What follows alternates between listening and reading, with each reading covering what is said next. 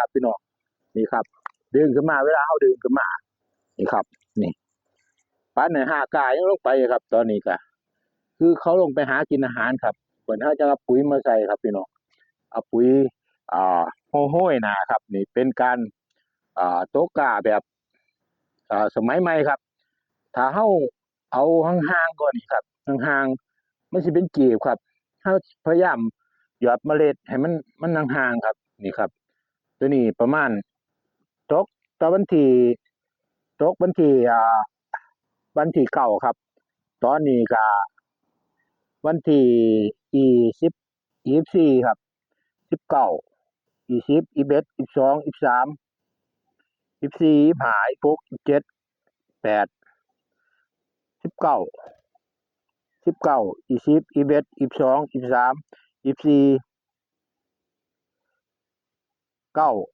กแต่วันที่เก้าครับตรงวันที่เก้าขอโทษครับ9 10 11 12 13 14 15 16 17 18 19 20 21 22 23 24มื้อนี้16มื้อครับ16มื้อได้ประมาณตอนนี้ต้นกล้าประมาณเกือบ20ตอนนี้ก็20กว่าเส้นครับ20กว่าเส้นครับ16มื้อได้พี่น้องคันเฮาสิเอาไปดำนี่เฮาก็เอาให้มันใหญ่กว่านี้ก็ประมาณเกือบเดือนนึงครับเดือนนึงพอดีครับพี่น้องนี่มันโรคยามโรคก็สิโรคง่ายๆครับพี่น้องนี่ครับนี่ยามโรคเฮาก็โรคง่ายนี่เบิ่งนี่ครับพี่น้องบ่ต้องไปดึงหัวคิดหัวขวมนั่งโรคแบบนี้ก็ได้ครับดึงโรคแบบนี้ครับนี่ก็มีอ่าโต๊ะไม้ดำนาครับนี่ใบไม้ดำนาของผมครับนี่ไม้ดำนานี่เวลาเฮาเอากามาให้พี่น้องนี่ซุว่าเนาะพี่น้องนี่โรคกานี่ผมตกมาครับนี่กาโรคมาเรียบร้อยครับพี่น้อง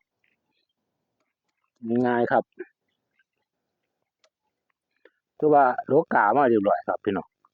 ถ้ากาน้อยมันสิเป็นเอี่ยมน้อยๆครับเอาเสียเขานี่ครับไอ้เวลาเฮานี่ครับจับจึ๊บนี่ครับพี่น้องเวลาเสียบจึ๊บลงไปครับพี่น้องนี่ครับเวลาเฮาเฮ็ดจังซี่ครับพี่น้องนี่เสียบจังซี่เด้อพี่น้องปึ๊บเวลาดำนานี่ครับจับจึ๊บเข้าไปนี่เฮามาจึ๊บนี่ครับพี่น้องนี่เอาขึ้นมาปึ๊บเฮาสิใส่น้อยใส่หลายขึ้นอยู่กับเฮาครับจึ๊บลงไปครับพี่น้องนี่ปึ๊บนี่ครับนี่ครับนี่จึ๊บถ้าขีบใหญ่เฮาใส่ยึบไปครับพี่น้อง